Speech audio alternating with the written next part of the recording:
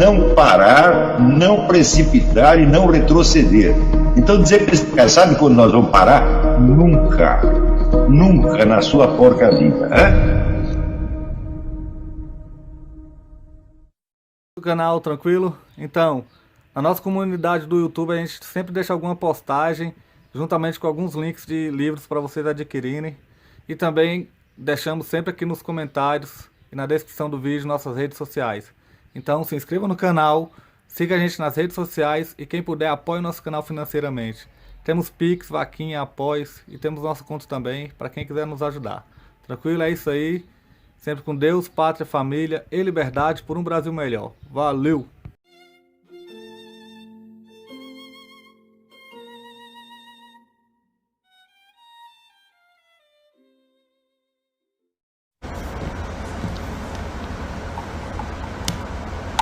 Você está entendendo qual é a fraqueza, verdadeira fraqueza do movimento conservador no Brasil? Veja, nos meus livros e nos meus cursos que eu dei na década de 90, alguma vez eu disse para vocês, não, nós vamos conquistar a presidência da República, vamos prender, nunca falei isso. Eu disse, nós temos que fazer uma revolução cultural, nós temos que começar de baixo, criar uma nova cultura. Uma nova cultura leva 30, 40 anos para você fazer. Esta é a nossa obrigação. Não temos que eleger ninguém presidente da República. Presidente da República, o pessoal, nossos netos ou bisnetos pensarão nisso. Agora, se os comunistas têm paciência para esperar 40, 50, 60, 70 anos, por que os caras que dizem conservadores não são?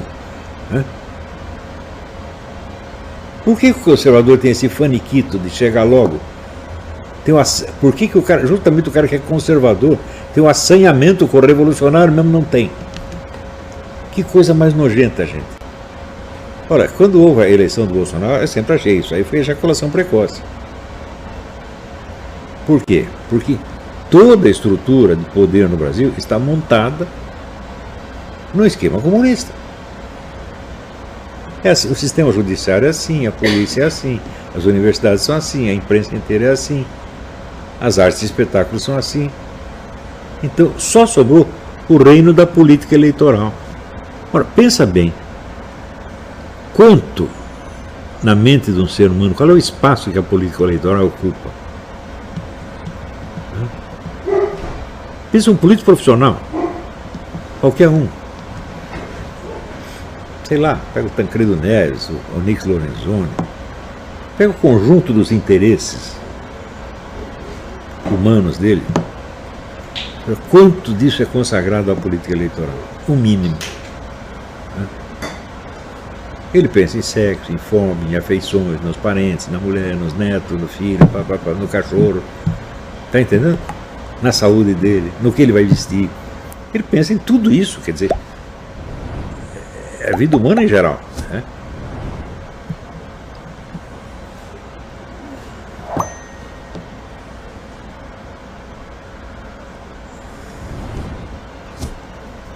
Isso quer dizer que mesmo se o cara for um político profissional, a esfera política eleitoral é pequena dentro dele. Não é ela que determina as atitudes dele. Ao contrário, as atitudes dele na sua política eleitoral serão determinadas por sensações, sentimentos, reflexos, etc., que ele tem dentro dele que ele nunca pensou a respeito. Por exemplo, quando o sujeito fica com medo, Santo Tomás de Aquino dizia que a diferença entre o medo e a raiva é o seguinte: se o adversário for mais fraco, você fica com raiva, se for mais forte, você fica com medo. É a coisa mais simples do mundo, né? Isso é uma atitude política? Claro que não. Então pergunta assim, esses caras que estão no poder, quando eles ficam com medo, quando eles ficam com raiva? Isso é decisivo em tudo que eles fazem. Isso não é um fator político eleitoral, com certeza. Então, por exemplo, a coragem ou covardia de um povo, ela é determinada por fator político eleitoral? Claro que não. O maior fator de covardia é a incerteza. Não é isso? Sobretudo a incerteza moral. Se você não sabe o que é certo e errado, você sempre vai estar com medo de tudo. não tem como não estar. Se os valores que você recebeu na infância mudam muito rapidamente, né, você entra num estado que se chama psicose informática. Ou seja, você não entende mais nada e já não quer entender. Você quer que alguém te diga o que fazer. É a situação do povo brasileiro. Né?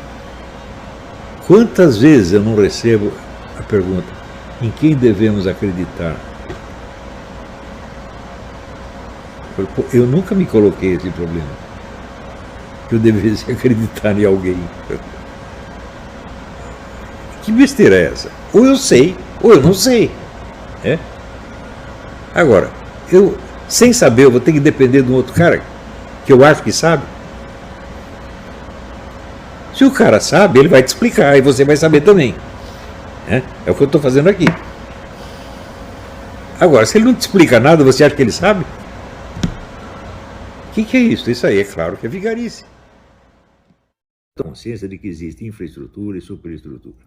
A luta na infraestrutura não é pública. Ela é discreta, ela é anônima. É o trabalho de formiguinha. Mas é o trabalho fundamental. Por exemplo, todo mundo conhece os nossos senadores. Bom, você conhece o presidente do sindicato, dos ferreiros, sei lá, de Vila Nhocuinha? Não conhece. Mas esse cara tem poder real. Por quê? Poder é o número de pessoas que te obedecem. O senador, quantas pessoas ele tem que obedecer? Não tem ninguém, ao contrário. O senador tem que ir pedir, pelo amor de Deus, para os seus eleitores. Ele tem que obedecer ao eleitor. O senador não tem poder. Quando é que vão entender isto? Ele tem apenas o poder oficial, o poder legal. Mas poder legal e nada é a mesma coisa.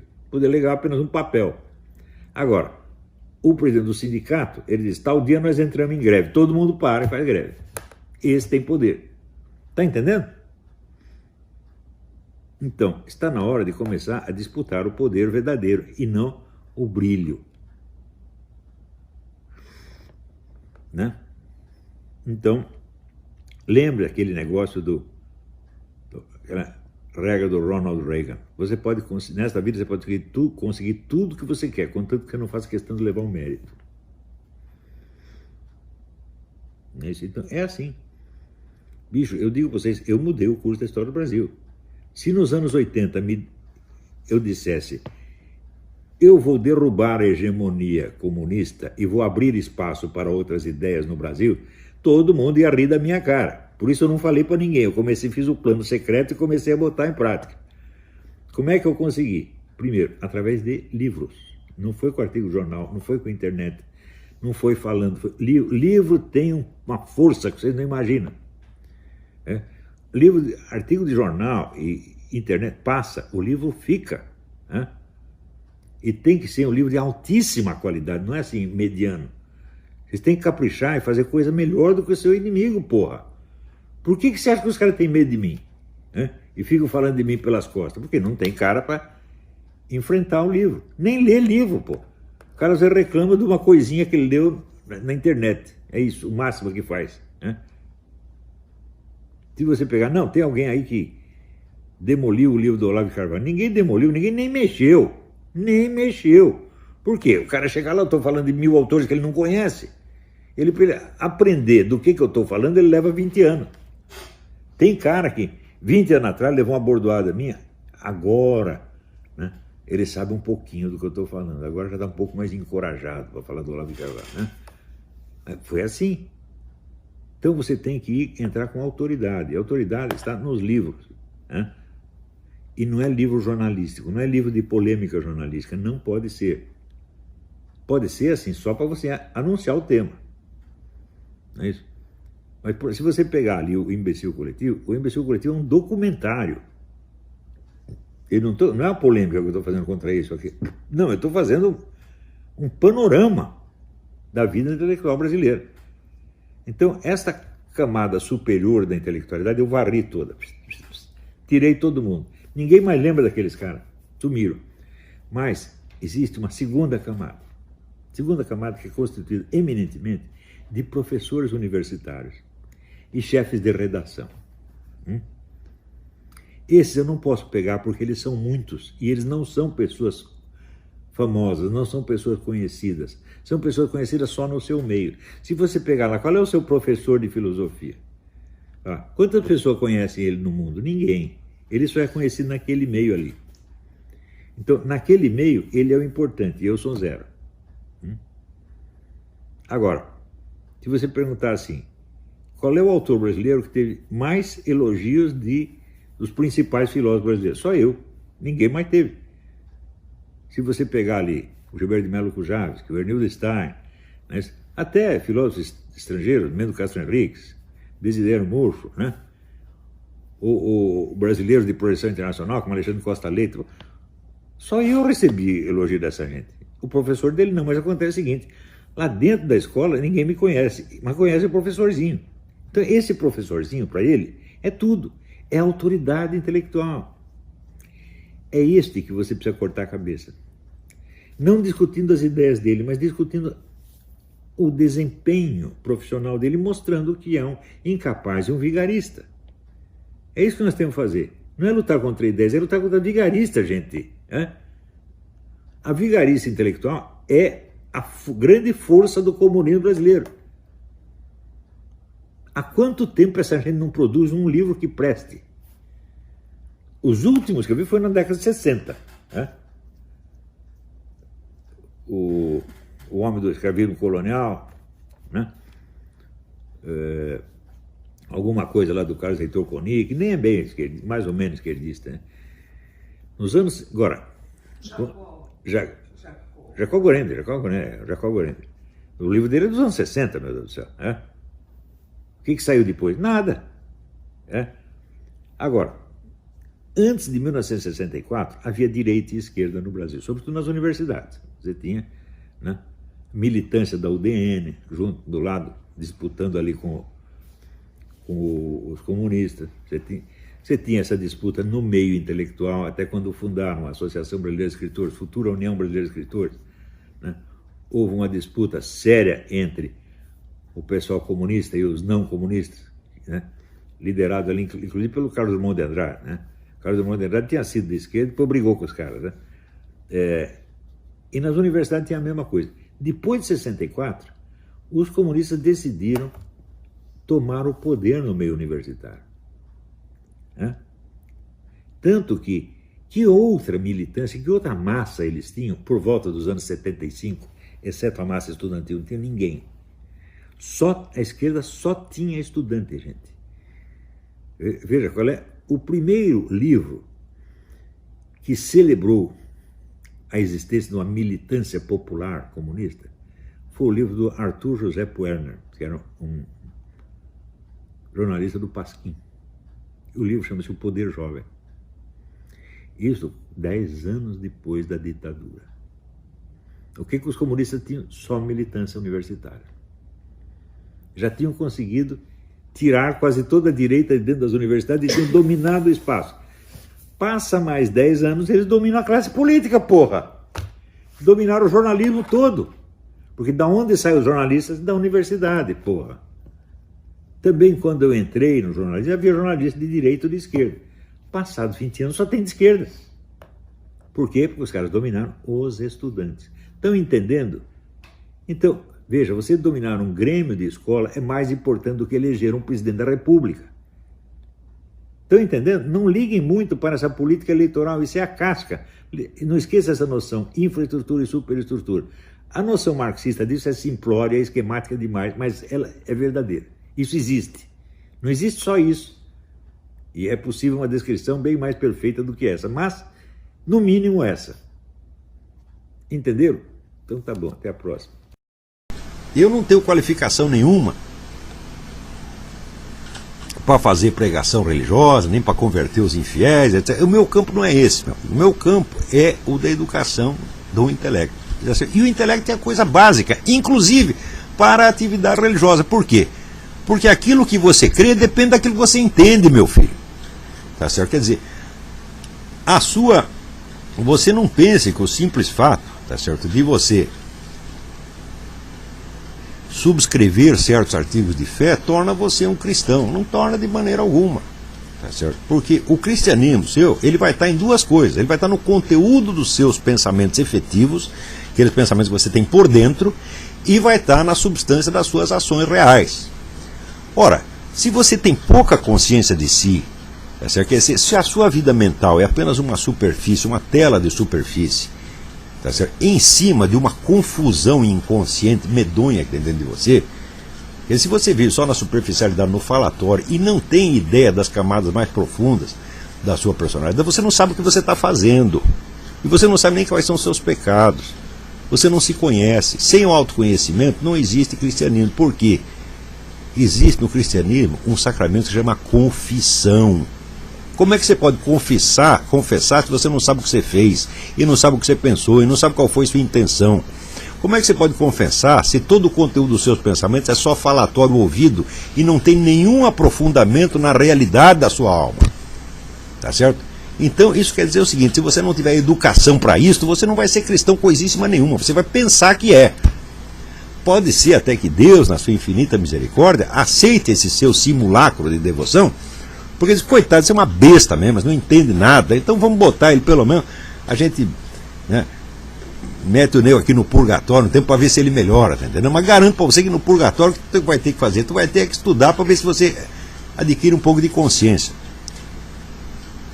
A inteligência é a capacidade que o ser humano tem de captar a verdade. Você não pode captar nenhuma verdade sobre a sociedade humana, sobre a história, ou mesmo sobre as ciências, tá certo? Se você não é capaz de captar a sua própria verdade. E a sua própria verdade se traduz na narrativa que você faz dos fatos internos e externos da sua vida para você mesmo e para o próprio Deus. Por que para o próprio Deus? Porque Deus é o observador onisciente que não permite que você se engane.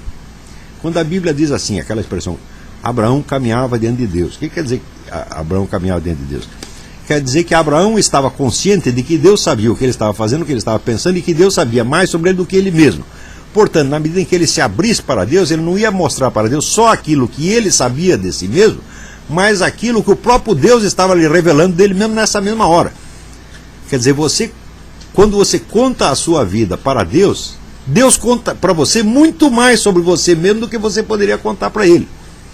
Então, a sinceridade e, portanto, a confissão é a técnica do aprendizado, é a técnica fundamental da filosofia. Isto aí você aprende não só no cristianismo, você aprende com Sócrates também. Então, fazer da prática da sinceridade interior a base da autoeducação, esta era a norma central a norma central do seminário de filosofia. Eu não estou interessado em ajudar pessoas a progredir dentro de uma profissão decadente, estúpida e corruptora. Eu estou interessado em fazer pessoas e não dar qualificação profissional. Qualificação profissional, meu filho, você trabalha em qualquer coisa, você arruma um emprego no posto de gasolina, vai ser comerciante, como foi o Alberto Salles ou o Graciliano Ramos, até quase os 50 anos.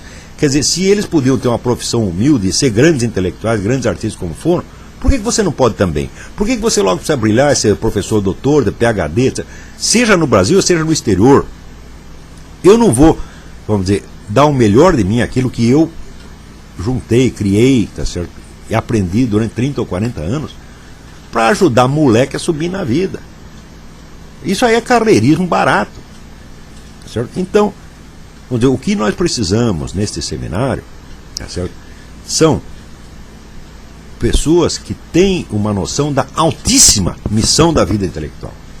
Entendem que ela é nada mais, nada menos do que apostolado leigo. Tá certo? Ela parte da atividade cristã, parte integrante, e muitas vezes uma parte muito mais importante do que esses padres e pastores estão desempenhando aí. Agora, não é porque eu não estou falando em linguagem de Bíblia, não é porque eu não estou falando em linguagem religiosa, que a minha atividade não é apostolado. É apostolado sim, meus filhos. E vocês têm que entender isto. Tá certo? Frequentemente, mais importante e mais vital do que você ficar rezando na igreja, tá certo? E juntando dinheiro para a coleta da igreja. Eu sei o seguinte, quando você vai e dá dinheiro para o pastor, você acha que você está contribuindo para a causa de Deus. Agora, se você vem aqui e paga uma mensalidade deste curso, ou faz uma contribuição qualquer, você diz o quê? Estou ajudando o Olavo. Ajudando o Olavo é a mãe. Vamos parar com esta brincadeira. Isso é de uma incompreensão absolutamente vergonhosa. Tá certo? Você não tem, eu não preciso da sua ajuda, não, meu filho. Eu escrevo meus artigos, eu ganho meu dinheiro como profissional de imprensa e não preciso da sua ajuda. O que é preciso é juntar força, juntar pessoas e recursos para ampliar este trabalho, para que isto possa exercer o seu papel benéfico, a sua influência benéfica sobre a maior extensão que nós possamos alcançar. Tá certo? A salvação deste país depende muito mais desta atividade, tá certo, do que da atividade formalmente religiosa que muitos estão desempenhando. Porque toda esta atividade, se não for calçada, tá certo, no desenvolvimento da verdadeira consciência pessoal, tá certo, a qual só se desenvolve com muito esforço intelectual, ela vai ser nada, tá certo? Então é por isso que eu estou lhes passando esta mensagem. Eu aqui, tá certo, eu não estou aqui para ajudar a menininha a subir na vida e nem para divertir filhinho de burguês. A minha proposta é para pessoas que tenham espírito missionário e que queiram dar a sua vida para esta missão, que é tão importante quanto a de socorrer os doentes ou pregar a letra do Evangelho. Porque aqui nós estamos fazendo algo mais do que pregar a letra. Frequentemente nós não nos referimos ao Evangelho aqui. Frequentemente nós usamos uma linguagem que não parece nada com a da religião. Só que é o seguinte, aqui nós estamos praticando a arte da verdadeira descoberta de si e da verdadeira confissão. Este é o espírito da filosofia e, sobretudo, da filosofia cristã. Tá certo? E sem isto, você não é absolutamente nada. Se vocês querem se inspirar, leiam os pensamentos de Pascal e as Confissões de Santo Agostinho. São livros básicos da filosofia. Porque, note bem, qual é o primeiro mandamento? Amar a Deus sobre todas as coisas.